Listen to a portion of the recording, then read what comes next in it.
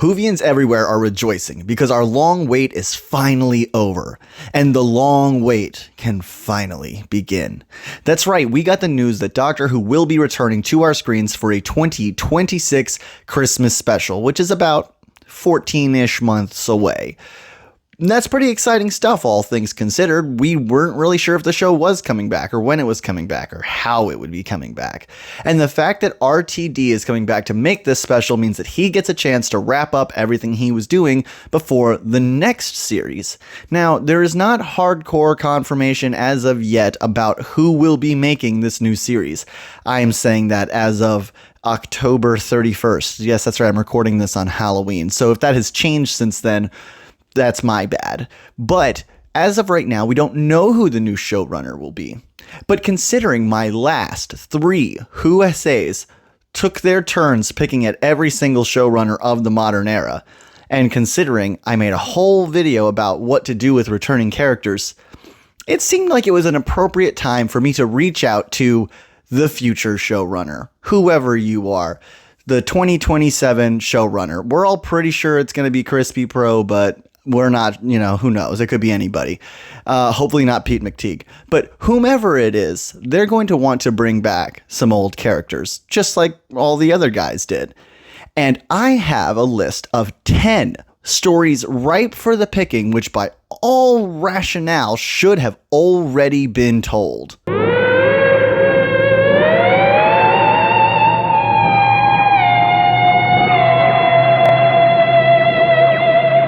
Welcome to the All Trades Jack channel. I am the titular, titillating Jack, and I'm back with another Who essay from the USA.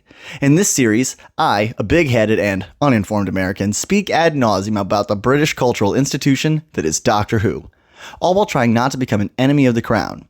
Today's Who essay, the stories that are still left to tell for all of Doctor Who's returning bad guys. It should come as no surprise that this 60-year-old TV show has a lot of returning characters, and since it does have a Monster of the Week format, some weeks need reused monsters, and some monsters have been reused a lot more than others. Some of these aliens have really gone through the ringer and done everything there is to do. It had every story you could possibly imagine told about them, and yet they keep getting trot out year after year to take another spin around the Whoniverse. I say that, but it's not really fair to say that there are no stories left to tell. More so that certain archetypical stories tend to get told over and over and over again.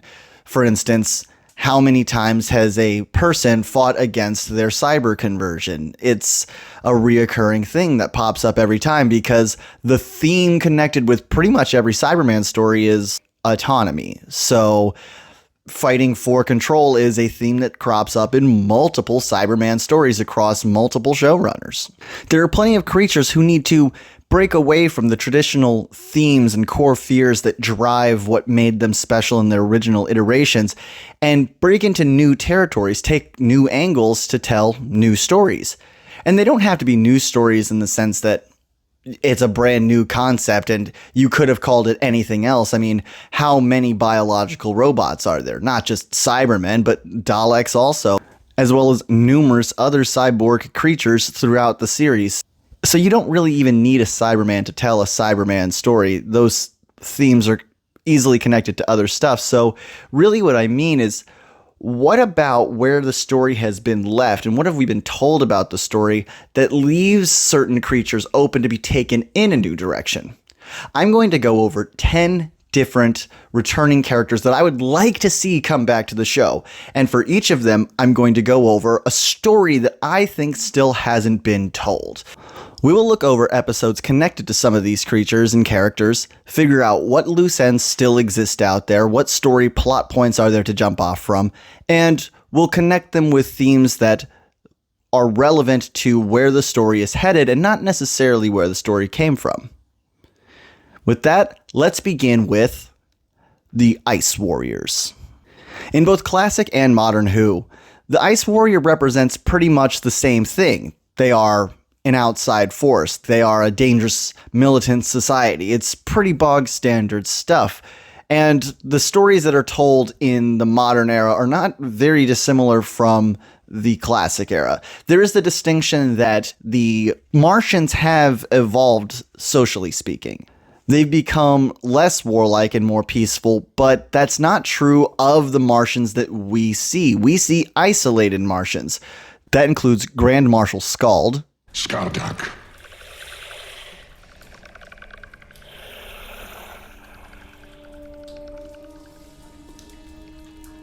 What did you say? I am Grand Marshal Skaldak.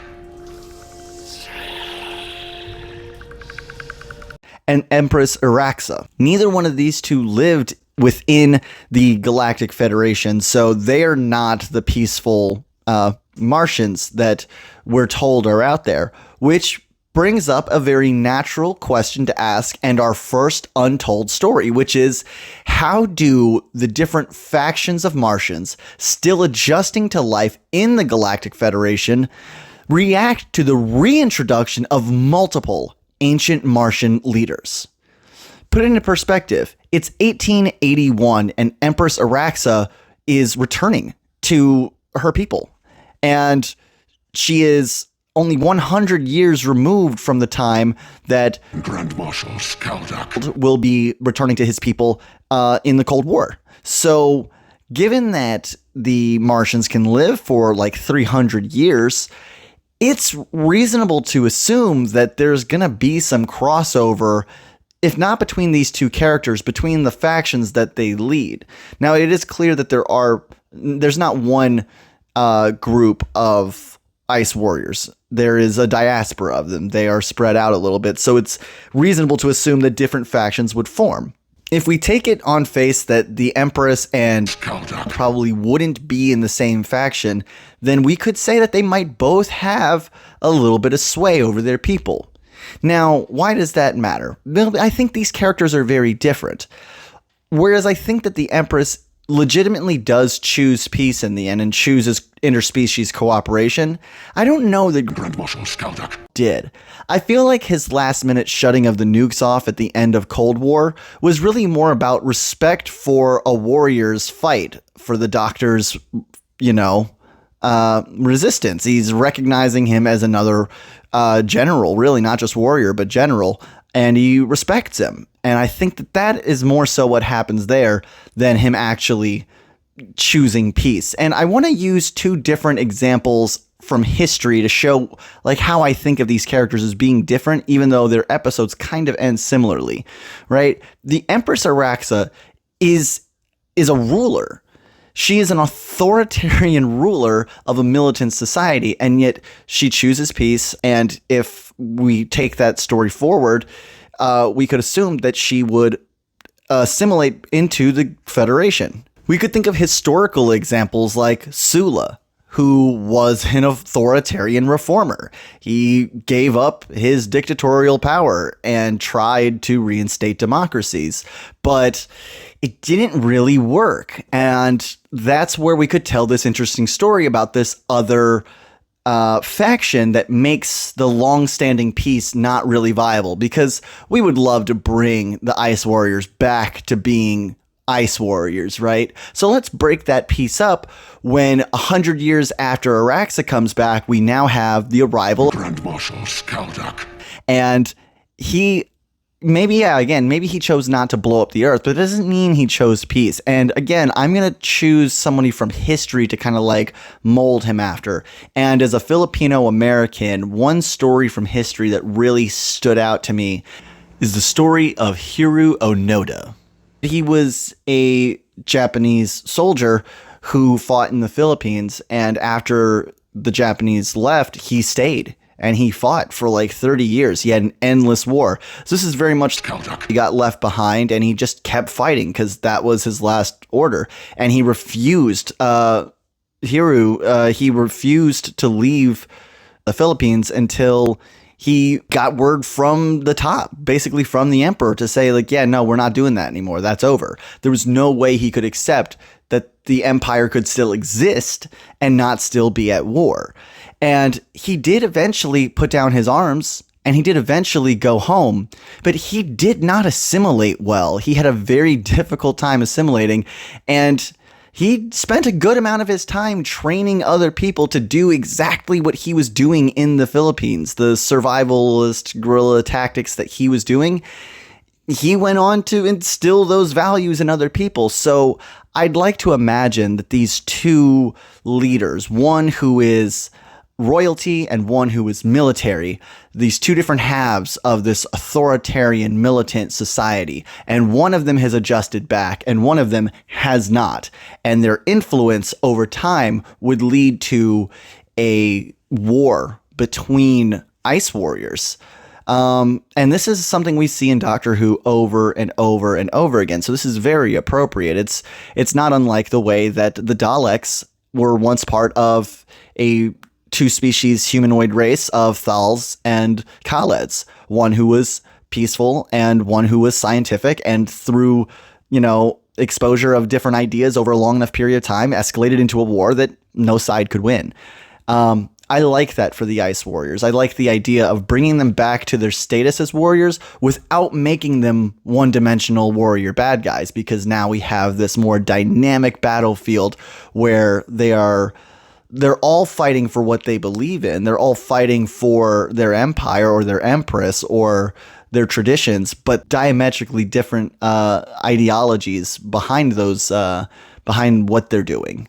And I think that could be really cool, because then you could bring in some more modern themes. Again, we were talking about the classic themes of this episode, about the outsider and the danger of the militant society. But we don't live in Cold War worlds anymore. We're in a very hot world right now. So we could deal with things like the return of fascism and fear-mongering, because we have this extremist group with this charismatic leader, this charismatic proven leader who's like trying to rally people up and get them feeling nationalistic, getting them feeling prideful and get them feeling angry.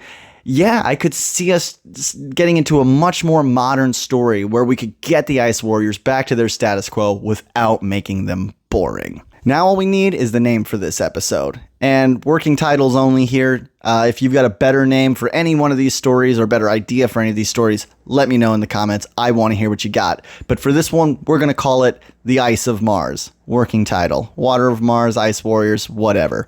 We'll just call it that for now. And we're going to move on to our next story. The Autons.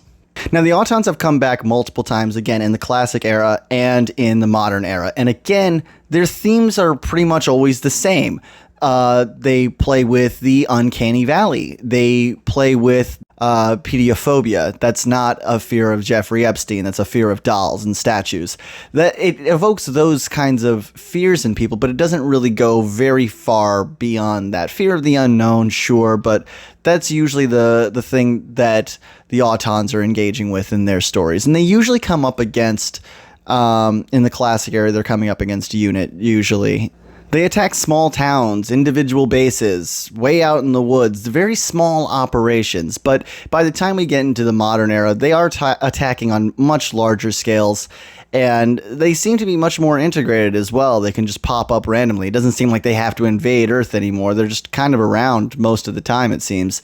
So they seem to be slowly growing in power in the background, slowly growing in prevalence, and that makes sense because our world becomes more and more plasticized, plasticined. I don't know. We got more plastic around here these days. And again, this leads us to a very obvious story that we have to tell, which is, how will the spread of microplastics impact the ongoing struggles between the Autons and UNIT? Now, if you're thinking to yourself, didn't we already do a microplastics Doctor Who story? Yes, they absolutely did. It was called Praxeus, and it wasn't a great episode. I didn't love it. Liked Two Girls Roman. That was pretty good stuff. I liked the only queer couple to survive and, like... oh, no, we won't go back into this. They didn't bury their gays, so that was pretty cool. But other than that, Praxeus, not a great episode, which is kind of why I want to use this idea, because A, the microplastic stories deserves a better shot, and B, because we can actually use Praxeus. It actually helps tell the story. See, the Praxeus virus feeds on microplastics, but because of the episode, Praxeus, and how it ended, it can no longer use human beings, the human race, as hosts. We're all inoculated. So it needs to do a species cross. It has to have an antigenic drift. Now, suppose it could do that. What might it try to find? Well, if, like we said, there are already Autons all over the Earth, if they are integrated, which it seems like they are because they can pop up without needing a spaceship to land, it would seem like maybe they would be a viable target as a host. I mean, these things feed on plastic.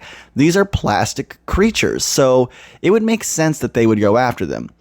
However, it wouldn't work out very well for Praxeus because the Autons would become their new hosts, but not until after the nesting consciousness forces an antigenic shift, which combines the virus's virulence with the nesting consciousness's own consciousness, its intelligence.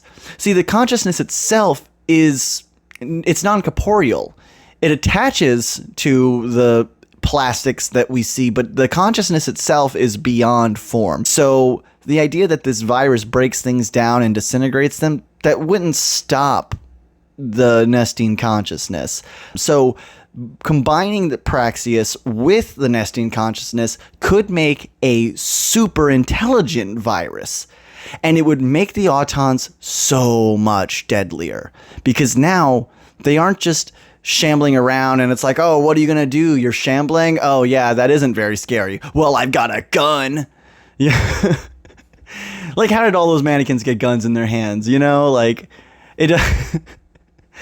I've never understood the gun in the hand thing, but it would make a lot more sense if the Praxeus virus becomes a way to spread the Autons, to make more and more things plastic and to take over the plastic and more things. And the virus would still do to people what it used to do, but it would be a deadlier version. Because of the antigenic shift, we wouldn't have the antibodies to defend against it anymore. It would be a new virus and it would be more virulent, maybe enough to even turn the microplastics in our bodies into something the nesting consciousness could control. This is a lot of fun, and it means that we can bring in new themes of fear and uncertainty in people, uncertainty in science in the face of a plague. We all have seen those themes play out, and it would be fun to do them in a story that's less, oh, we're in a hospital and things are sad, or there's lockup and all people are wearing masks. You could do a zombie story. It's basically turning the Autons into a zombie horde. I think it's a lot of fun. I think that it's a story ripe for the picking. And again, now all we need is a really cool name. And for this one, I'm going with Pathogenesis of the Autons. Yeah, I like it. That one's not a working title. I'm keeping that one. All right, who's next? The Sontarans. So what story could we possibly have to tell with these little potato-headed clones? Well, none. I got you. I played you. We're not going to do the Sontarans because we're going to do the Rootans. The Sontarans have been in an eons long war with the Rootans, and yet we have seen the Rootans one time. One time, right? I'm not talking about audiobooks. I'm not talking about Big Finish. I mean, like, in the show. Other than Horror of Fang Rock, have we seen a Rootan? They were mentioned in the Time Warrior. We know that they've existed for a long time, but, like, where are the Rootans? We should be seeing them. Now, you may think that I just now want to see a Rootans vs. Sontarans fight, but I don't really think that's that interesting. I'd much rather see the Ice Warriors versus Ice Warriors fight. So, yeah, I'm not really interested in the Sontarans taking a step down, because the question isn't, hey, what's going on with that war we never get to see? The real question, the real story that is ready to be told now, the hanging story that they've left for us, is what will the Rootans do now that the Sontarans' rise in notoriety has them fighting larger wars without their ancient enemy? See, the Rootans have been forgotten by the Sontarans. They just haven't been forgotten by the show. They've been forgotten by the Sontarans. They are fighting in the Flux, and they're fighting against the Doctor. They're part of a big group project to lock him in a box. Like, they're doing stuff. They're all over the place, and the Rootens are nowhere to be seen. I mean, I guess there's always like Schrodinger's Rooten. There could be a Rooten in every episode for all I know. But like, for all intents and purposes, we have not seen a Rooten in any meaningful way since Horror of Fang Rock. Again, if I'm wrong, let me know. I'm not averse to admitting when I'm wrong. But the interesting thing about where the Rootens are now, they kind of find themselves where the Sontarans were 20 years previous in the Sontaran stratagem, because in that episode they were on their back heels, they were losing the war, things were going bad for them, and they had to do a Hail Mary strike on a completely unrelated planet to try to gain a foothold again. And I think that would be a really cool way to bring back the Rootens, just to do the exact same thing, is to try to use the Rootens to start a conflict because they're trying to, I don't know, like reestablish themselves after basically being humiliated by the Sontarans. The Sontarans. I'm sorry, please don't tell anybody I said Sontarans. Now, obviously, with any shape-shifting creature, the theme that you usually deal with is the faceless other, the unknown. And those are good themes, but I kind of want to play off of this because there's another creature who has the same basic power set who is on Earth in abundance. And I think what would be really fun is if we had a Rooten episode that we didn't know was a Rooten episode until like the very end, or the end of a cliffhanger into a two-parter, where what we think we have is a Zygon episode. That's right. We would start off with a unit story where it is a continuation to the Zygon inversion. It seems like there's another break in the Civil War, and both sides are claiming they're not involved. Both Osgoods are on board, and nobody knows who's causing the confusion. And that's where our new themes come in: the misinformation and divisive rhetoric. It's going to be a campaign of words in the whole beginning part of the story, which is causing people to look for Zygons. Humans are looking for Zygons, and they know that they're out there, and they're looking for them. They don't want them there. And the reason why is because the Rootens are then spreading a misinformation camp. Well, it's not really misinformation. It's technically true that there are shapeshifters and that they want them out of there. And they show them a way to like reveal Zygons, and literally they replace people as they're saying, hey, people are being replaced, and they use the fact that they are not Zygons and they can find Zygons to clear themselves while shipping out illegal aliens. You can see the themes that we can work with here. I hope you can see the themes that are on the table to work with here. We could have a whole story like this, and by the time we're coming to the back half, or the second part, because I do think this works well as a two-part, if we're going to kind of base it off of the Sontaran stratagem, then this is a story that really has a lot to do in the first half, and then before you even get to all the explosive, bombastic stuff.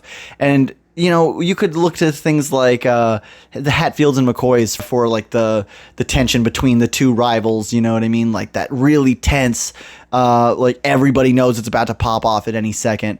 You could look at Marvel's Secret Invasion for exactly what not to do.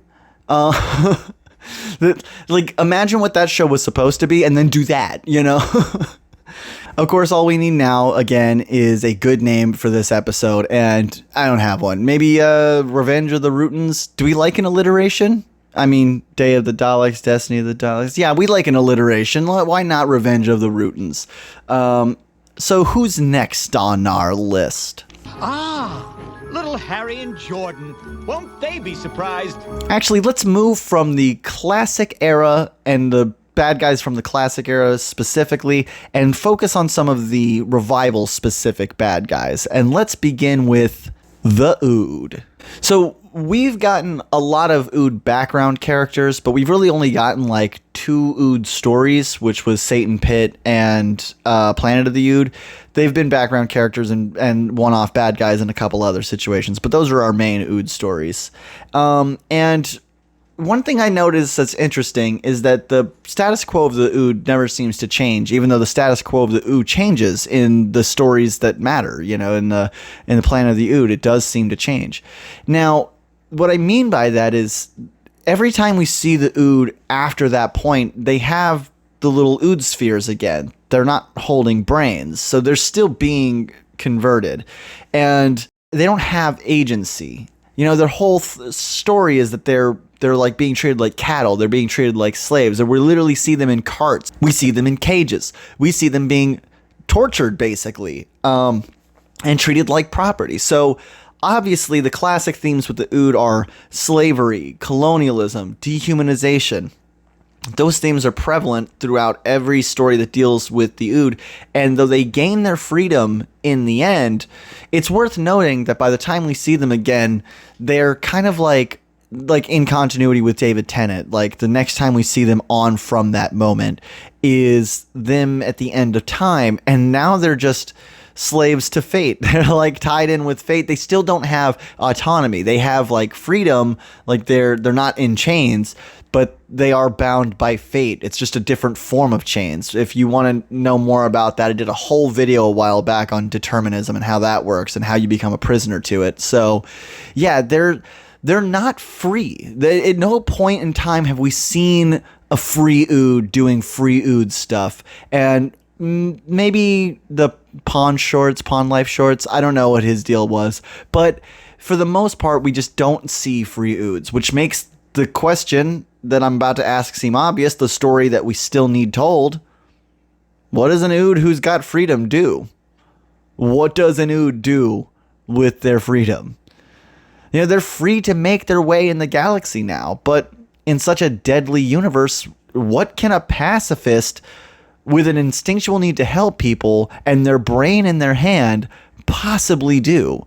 Well, if those themes of slavery and colonialism are the themes that we were dealing with before, obviously we should be talking about the opposites. Instead of slavery, we should be talking about agency, and instead of colonialism, we should be talking about sovereignty, and instead of dehumanization, we should be talking about empathy. Like, we should have a story that focuses on these other sides of what the Ood actually believe in, what their values actually are, and it should be a struggle. It should be a struggle for them to achieve a unity with their internal world and their external world, because the external world is so much harsher than they are. And for this, I would think of characters like in Hacksaw Ridge, Andrew Garfield's character, or in World on Fire, Sean Bean's character, these pacifist characters who are faced with extremely hostile situations. I would love to see like an Ood Doctor companion story where, like, you know, similar to like a Chameleon situation or a K9 situation, where the Doctor for a period of time takes on a non-human companion. And this doesn't have to be a one-off episode. It could literally be a series of episodes. But what I would love to see for the story of the Ood is, what does an Ood who has his freedom do? Especially if that Ood is not in sync with their third brain, the Ood hive mind. Like, if they're not directly following with that, even, then what are they? What do they become when they break away from that homogeny?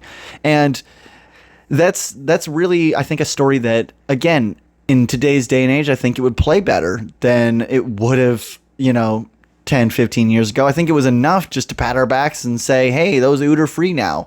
But I think we all know, I say all, like we all know anything.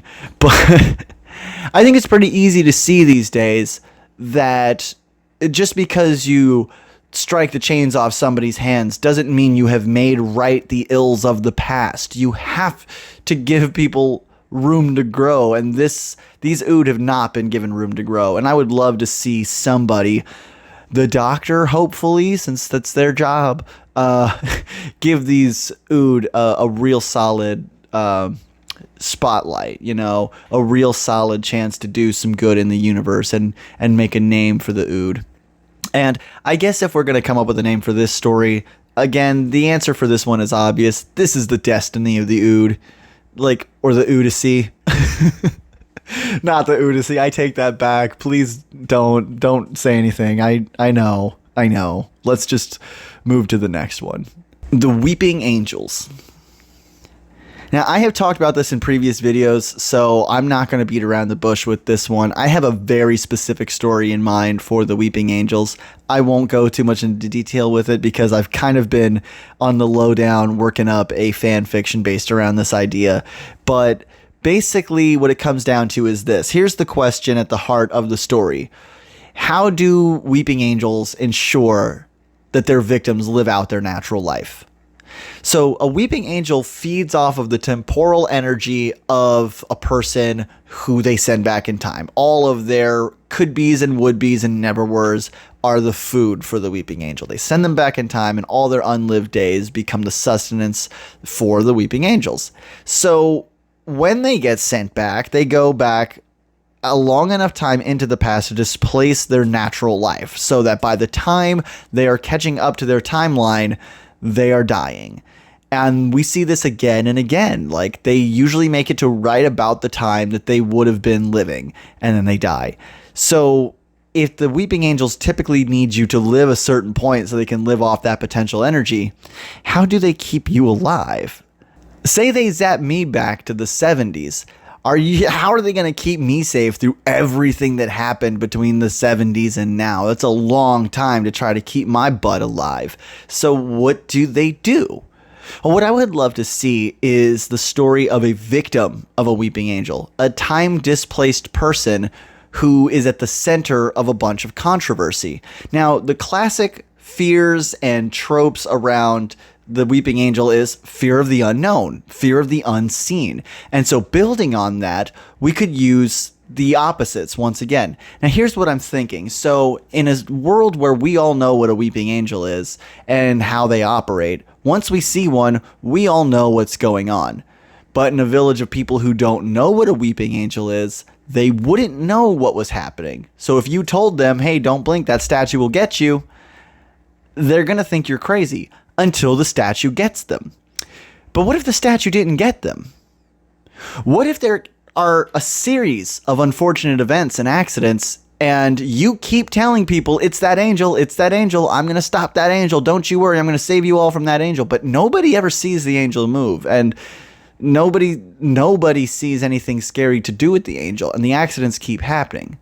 What if instead of fear of the unknown and the unseen, instead it becomes fear of what we know all too well, the dangers of hubris and the dangers of paranoia? The doctor seeing an angel and all these unexplainable circumstances for anybody else will automatically put together that this angel is doing the thing. But in fact, the angel is the good guy of the episode, protecting their victim from the real monster who is causing all the calamity. I'd like to think that probably that monster is there for the weeping angel's food, anywhere there's livestock, it attracts wolves. So what does a human temporally displaced attract? Maybe it attracts one of those reapers from Father's Day. That's right, I got their name right this time. But who knows? It could be any number of things. I'd like to think maybe a Gorgon. All the regular Gorgons are dead, but what about the son of a Gorgon? That would be really cool. You have a creature that's made of stone, and you have a creature who turns you to stone. And the one who's made of stone can only move when you blink. And the one who can turn you to stone only turns you to stone if you look at him. I mean, if you get caught in the middle of him, it's like, what would you do? So this is interesting. I like that idea of a son of a Gorgon and a guardian angel duking it out in some small village, and the doctor absolutely not knowing what is going on and totally getting it wrong and getting a bunch of people killed because he's focused on that guardian angel. And of course, that would be the name of the episode. The Guardian Angel. How could it not be? Now, I would like to talk about the Jadoon here because I have an idea for a story for them as well. But first, we have to talk about a few more complicated things, and we'll work the Jadoon into them here because we have a couple that you can't talk about without talking about all of them. So we want to talk about the Time Lords, and by the Time Lords, I mean the Master, who's a returning character, the Rani, who's a returning character, and the Time Lords. as a whole, who are a returning alien race. So I want to talk about all of them, but we're going to talk about them in parts. And the first one I want to talk about is the Time Lords. In the classic era, the Time Lords embodied corruption. They embodied a technological society gone so far to the other end. They have classist undertones. They have colonial undertones. They're very obviously colonizers. They're very obviously based off of British aristocracy. So these guys, they're very played up. But in the modern era, they're kind of caught between two viewpoints, where on the one hand, they're this mystical, like far gone, like extinct people lost in time who were amazing and powerful and knowledgeable. And on the other hand, they are these mad, corrupt, violent people. And there's that, I don't know, there's like this looseness because they're not there all the time, where they're kind of both at the same time. Even in the Doctor's mind, the Doctor flits back and forth between thinking about them lovingly and fearing them. So the Time Lords are a very complicated thing to bring back. And if we're going to bring them back, we should deal with the fact that they became bad guys. The Time Lords were always antagonistic to the Doctor, and they were always questionable in the things they did. They were constantly out there erasing people's minds and, not respecting the lives of less evolved people in their eyes. We know all of that, sure, but they were never like outwardly like as evil as they became in the modern era. With the introduction of the Time War, it became very clear that they went off the rails. We watch Night of the Doctor, it's very clear that people did not love the Time Lords by the end. So the story that I would love to see addresses these things, but also addresses the fact that the Doctor is no longer a Time Lord. We know that. The Doctor is a victim of the Time Lords, and the Time Lords and all of their power is an abuse of the Doctor. It's all one big genetic abuse of the Doctor. So they shouldn't be cool. The Doctor shouldn't even be calling themselves the last of the Time Lords. They're the first of the Time Lords. They're the last and the first and not a Time Lord. So they're above and beyond the Time Lords. And they should be. They should stand over the Time Lords and cast judgment. And that's what I want to see. I want to know, what will the people of the universe do about the reemergence of the Time Lords, given the horrors they committed during the Time War? And what will the Doctor themselves say and do about them? This gives us a chance to subvert those themes that we were talking about before. Instead of talking about corruption and colonialism, we can talk about executive authority and willful complicity and the legacy of being from an evil empire.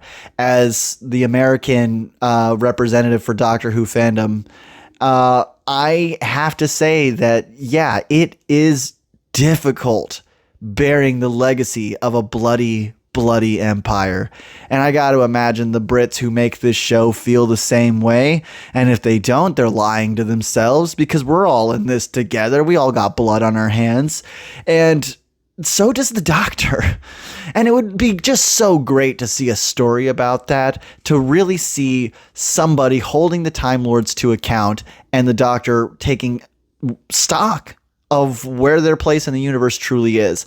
And to do this, we need ourselves a little bit of a judiciary intervention. So I said earlier that I wanted to see these boys come back, and they are. They're going to come back to hold the Time Lords accountable. The Jadoon and the Shadow Proclamation will hold the trial of the Time Lords. And of course, that's the name. How could that not be the name?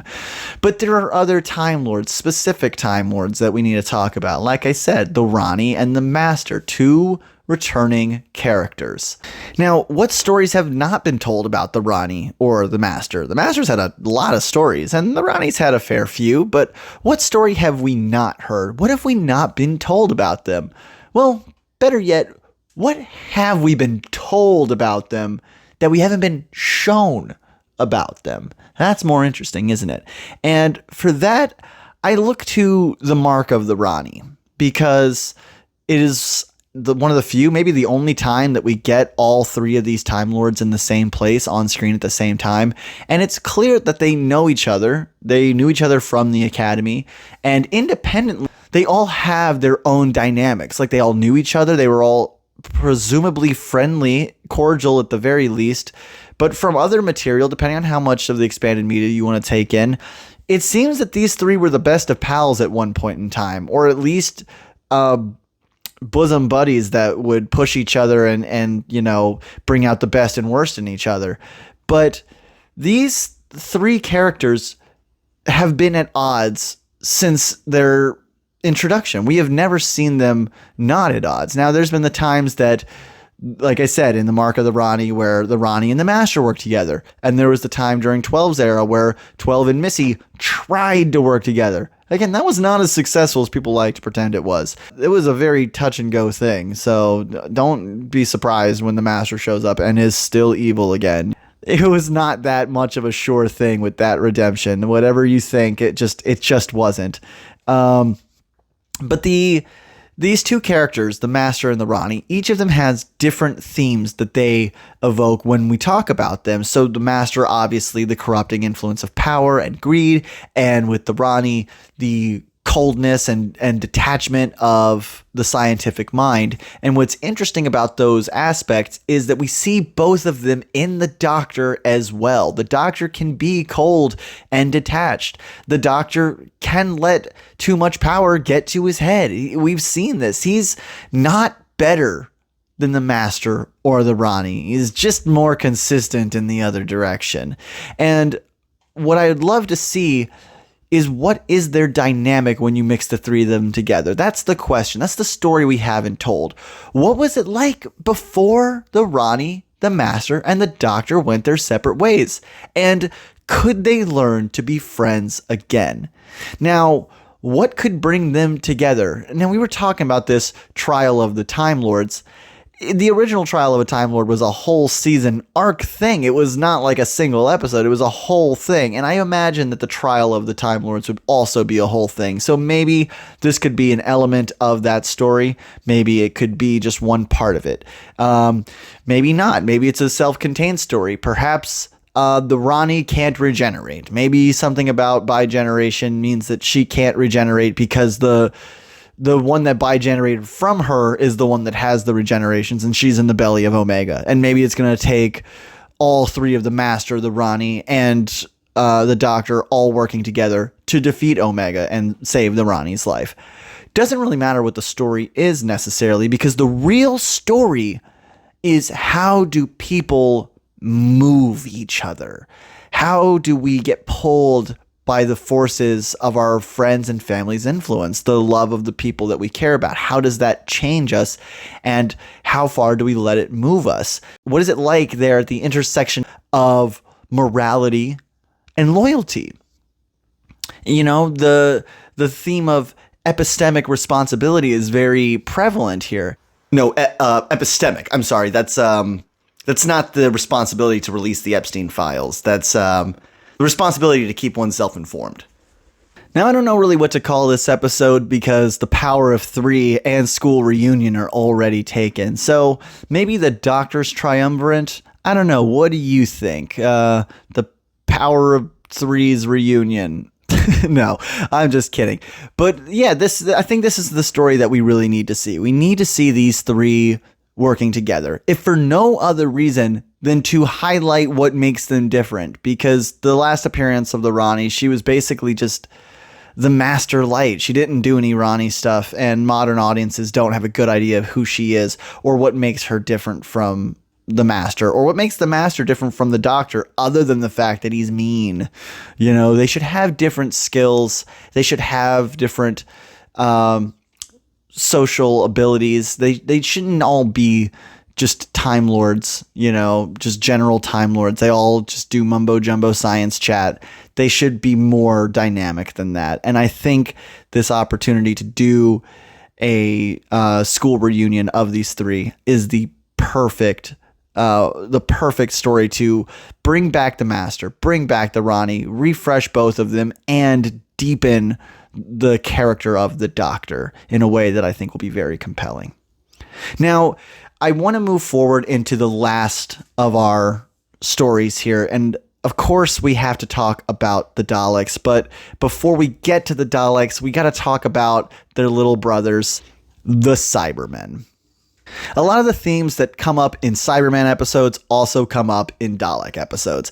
It really can't be helped. They are based off of the same general fear, the intersectionality of humanity and technology. And now one of them's leaned more towards nuclear fallout and war, and one of them's leaned more towards prosthesis and literal integration with technology. But they both equate to the same thing of squishy little guy in metal box who's had all of his emotions turned off.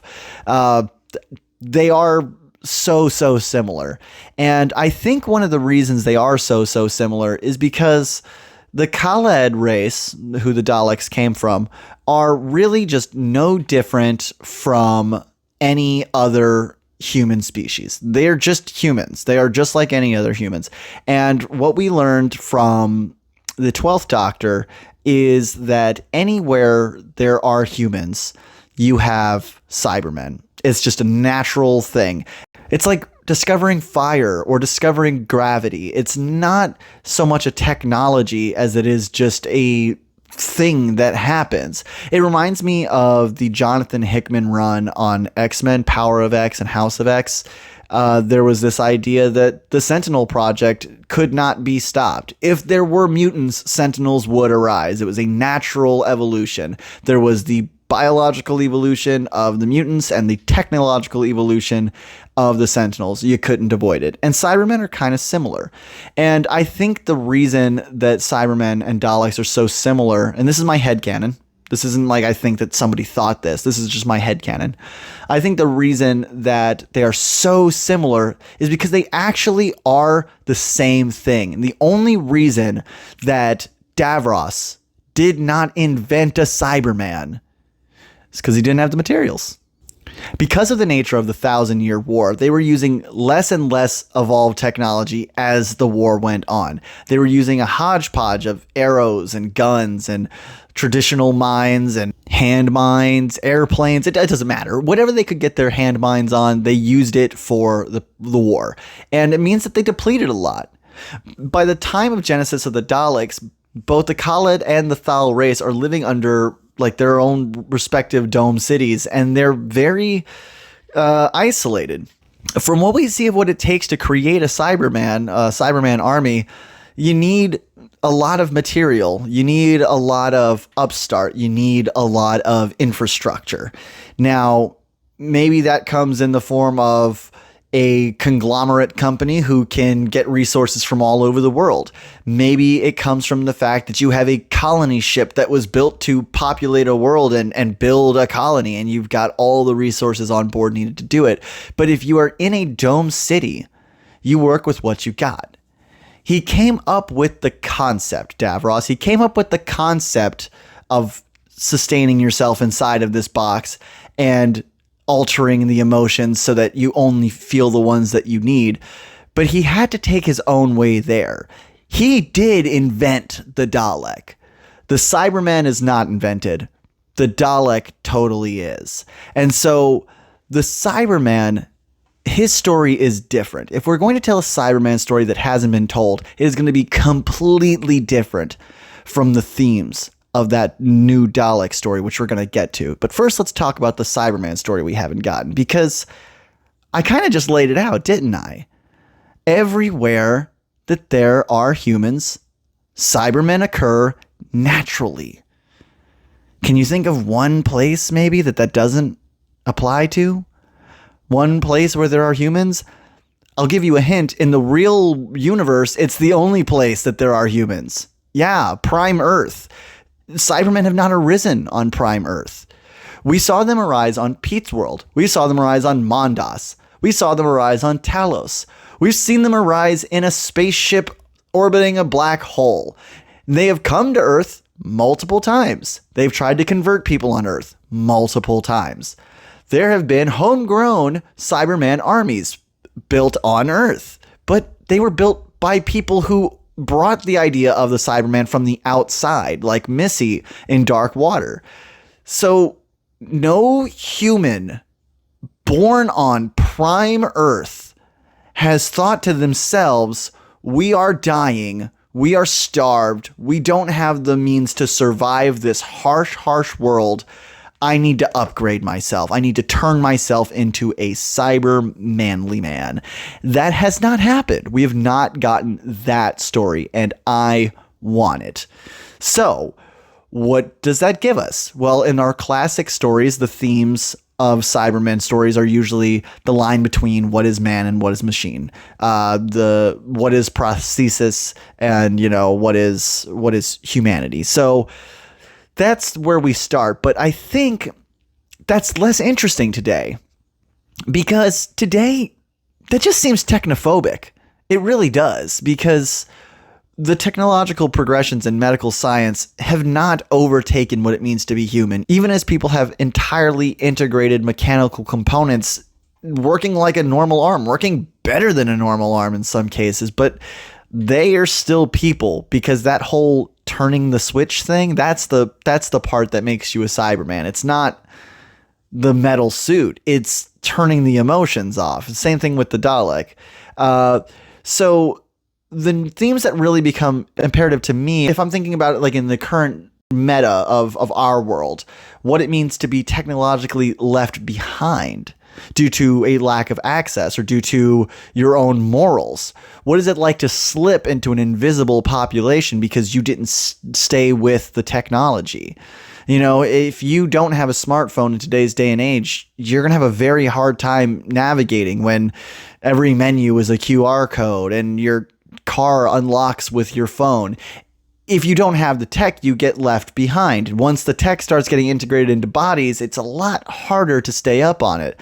I mean, look at medical procedures here in the States. If medical procedures and phone bills were part of the same bill, yeah, I think I'd end up as part of an invisible populace. I think about the comp here is Cyberpunk 2077. There's a whole thing about like if you can't afford to get modded, you're not a person. So it's kind of the reverse. And that's what I really like to see is the reverse of this, because every Cyberman story is about how, once you're a Cyberman, you're not a human. I would love to see a story set in like 2112. The Earth is falling apart and we need Cybermen. Legitimately, we need them, because I think about like the idea that like, you just do them to get through. You do the Cybermen to get through because you save the genetic material the human race is saved and maybe can exist again. We've seen it. You can override cyber hardwiring and come out the other side again. So if there is a line, and if you can cross it and then come back over it, as we've seen with Cybermen, then you can walk the fine line. You can integrate. Let's not start with a full cyber suit. Let's do what we saw, like, for instance, in World Enough in Time. We saw that the slow conversion. I'd love to see the slow conversion on a societal scale. We saw it with Bill on an individual scale. Let's see it with a societal scale. Let's see it on that Black Mirror level of, oh, sorry, you can't afford the next upgrade. You aren't a part of society anymore. And you aren't human because you're not mechanical enough. I think that is a story that is just so ready to be told.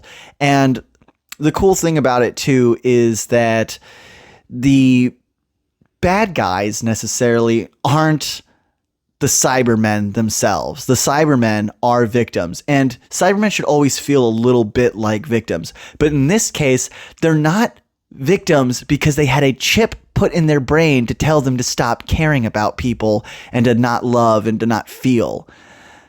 they're victims because they have to upgrade to stay a part of this whole sphere of people. And they can't interact with these people who they've left behind anymore. They've become invisible to them. They literally don't register. So they've lost people. They've lost people just as the people who aren't getting upgraded have been lost. So it's a tragic tale, and every Cyberman story should have a tragic tinge to it, and I think this gives us a way to have that. That's really the question, the underlying story of what will it be like when Earth has its own cyber conversion. And I think the name here, the cyber conversion of Earth, how could it be anything else? You think it could be? Let me know in the comments. But for now, let's move on to our last two, and they're intertwined. So we have to talk about both Davros and the Daleks. But let's start with the Daleks. Now, what story could you possibly tell about the Daleks that hasn't been told? Well, just like with the Sontarans, I think that the best way to tell a new Dalek story that hasn't been told yet is to tell the story of one of their forgotten counterparts. Now, you may be thinking I'm talking about the Thals, because earlier I was talking quite a bit about the back and forth between the Daleks and the Thals, or the Khalids and the Thals. But we have a fair idea of what happened to the Thals based off a few of the follow-up stories that we did get. And there's a book that goes over the history of the Daleks that also tells more about what happened to the Thals. So I'm not really interested in them so much.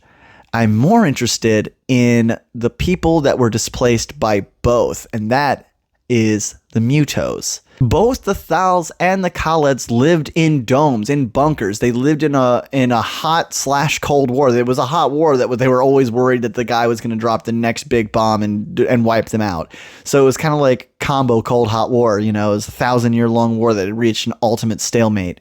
But in the meanwhile, both sides would condemn their people who were dealing with radiation sickness to live in the wastes outside and become mutated. And they became the Mutos. And we don't really get a lot of love for the Mutos. They're shown sympathy, but they are grotesqueries. We are meant to understand that they're not going to make it. They get killed off. They're helpful, but they're not a major player in this conflict. They are just another invisible group. So again, from that book I mentioned earlier, we know that the Mutos kind of helped the Thals to survive in the wilderness. But I'd like to imagine if there is a Thal Muto alliance, that maybe it is deeper than we know. We know that some Thals stayed on the planet. We also know that some Thals left the planet. But what about Mutos? We know some Mutos stayed on the planet to help the Thals learn how to live on the irradiated world, and we don't really know what happened to them after that. We don't know if any Mutos left the planet, so where did the Mutos go? If they helped the Thals survive on the wasteland, you'd assume that they could survive, so did they just die off for another reason? Did they just interbreed into the Thals? Where did all the Mutos go? It couldn't have been all of them, right? Where did they go? So I have a story that I am interested in seeing, because the Daleks very early on had a lot of genocides. You know, there's the 1,000-Year War, there's the neutron bomb, there's the Dalek City, there's just a bunch of different genocides before they even leave the planet. And as soon as they leave the planet, they're right off to the genociding of the galaxies. But I would love to know what happened to the Mutos, and I would like to think of them as the Daleks' first genocide. I'd like to think that they, after the Thals left, and the Mutos were helping the Thals, that the first Daleks to start leaving the city would have hunted down the Mutos. I'd like to think that since the Mutos are the descendants of the Khalids genetically, and they have been degrading over time, it actually means that the Mutos are the perfect Dalek. What? No, seriously. The Mark I travel machine that was the initial Dalek plan was just meant to be a machine that the Khaled race could use to survive in the irradiated wilderness. And they projected what the Khaled race would look like after the degeneration had reached its endpoint, which means that the Khaled scientists, the geniuses who developed the Dalek, they thought that there was an end state that was stable. Isn't it possible that some Mutos got there? Is it even possible that some Mutos living on this planet who may have to struggle against some Daleks might even get their hands on some machinery? Some Mark I travel gear? It's possible. If they could get their hands on even the most basic Dalek chassis or the most basic Mark I travel machine, we could see a race of people from Skaro who would be primed to survive. The perfect machine of defense instead of offense. And we could see what it would be like as they tried to survive the initial Dalek onslaught. And why we've never seen them is because I'd like to think the Daleks do kill them in the end.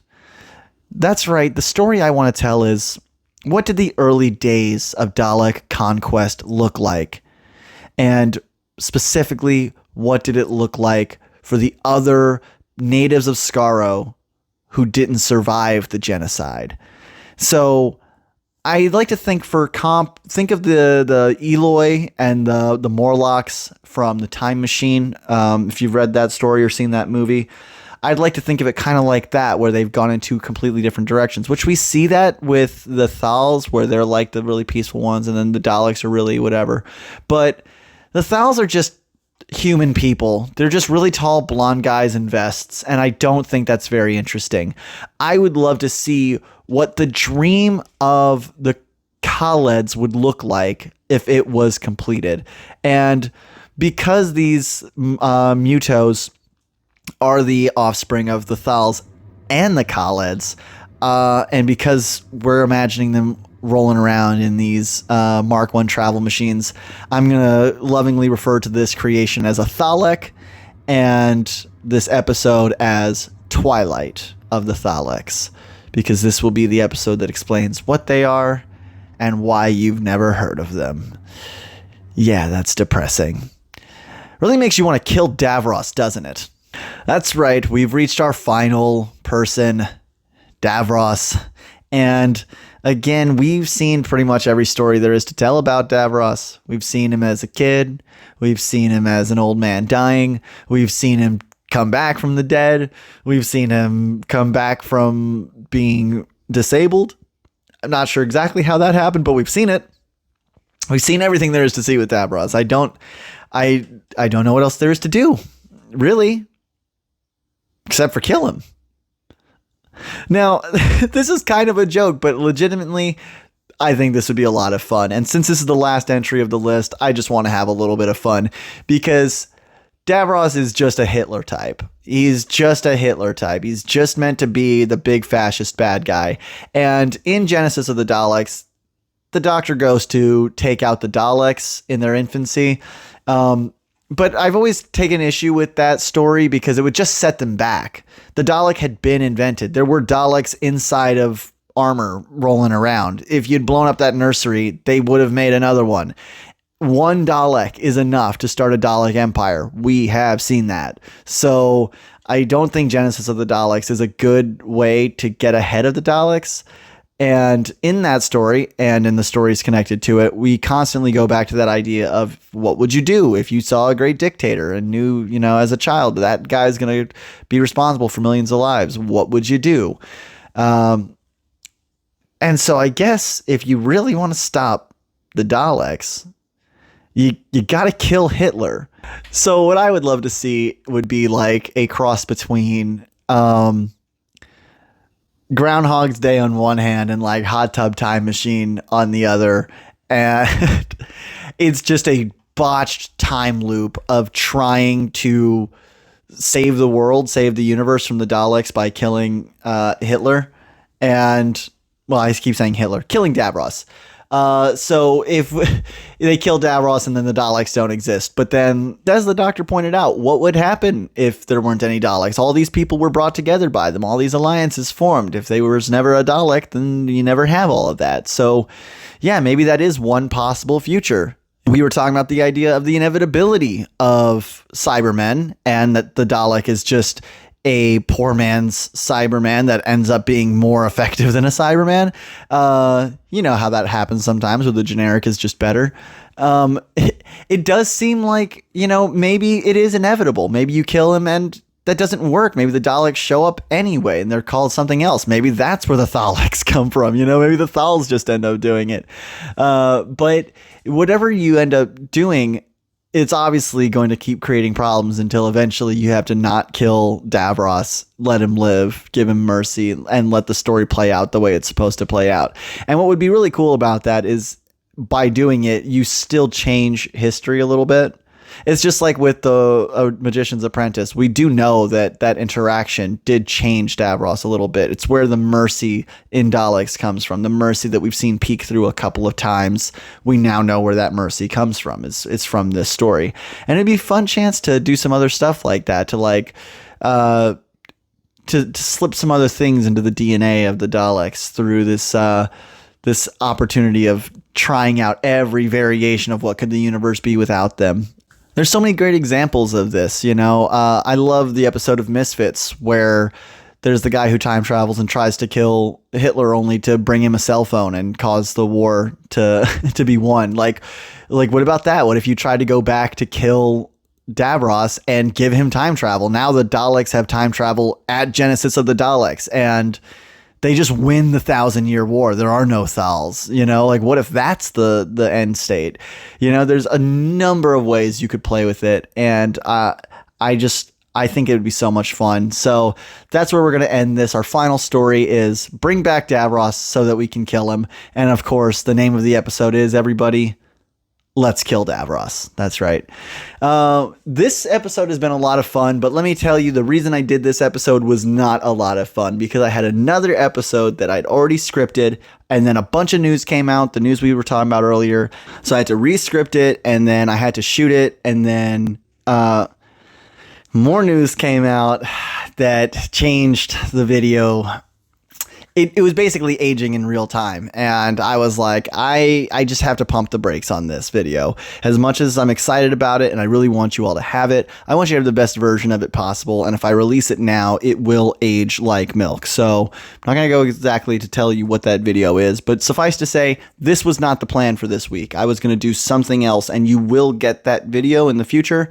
But I hope that this was fun. This was something that I threw together pretty last minute. It's one that I've been thinking about for a long time, but didn't put a lot of forework into. So if I kind of hummed and hawed a lot, it's because I didn't really have a script. I had a lot of bullet points just of things I wanted to talk about, ideas that I had, connections that I've made in my own time. And this is more of a conversation piece than it is really a video essay. Didn't do nearly as much research as I do for my normal video essays. So this is mostly just my takes. And I'd really love to know your takes. I've said it and I'm going to say it again. Please, if you have any thoughts about what I've said here, if you have better ideas, if you want to change names, let's hear it. I want to know everything that you would do differently. Make sure that the new showrunner knows we're hungry for new stories. That doesn't mean that we don't want our guys, Disney era, they didn't get that. Yeah, we want something new. That doesn't mean we don't want our guys, everyone talks crap on Chibnall, but Chibnall learned this lesson real quick. You see the first season of Jodie Whittaker's era and there's just no returning bad guys whatsoever. But then they're immediately like, oh no, we got to get some Daleks in here. We got to get some lone Cybermen in here. We got bring them in. Let's get a whole village of the Weeping Angels, They figured it out. They're like, oh yeah, we can't just not have the brand in our show. You need the brand along with the show if you want the show to have brand identity. Wild, right? Who thought of that? That's a crazy thought. But the new showrunner, whoever they are, or if it's Russell, whatever, but they need to figure this out. They need to figure out that telling stories about old characters doesn't mean telling old stories. Telling stories about old characters doesn't mean blowing a big trumpet to let us know an old guy is back. Bringing back old characters means telling new stories with old components, rearranging old pieces into new configurations. But again, I'm just one guy. I'm one guy, and these are just my opinions, and I would love to hear yours. So please get down in the chat. Let me know what you think. Hit the buttons. There's more of them now than ever, so hit whichever buttons you like. But definitely leave a comment. That's the one that I care most about, because I'm just trying to chat with y'all. If you don't like the video, you don't have to like it. You can dislike it if you want to. I don't know if that does anything.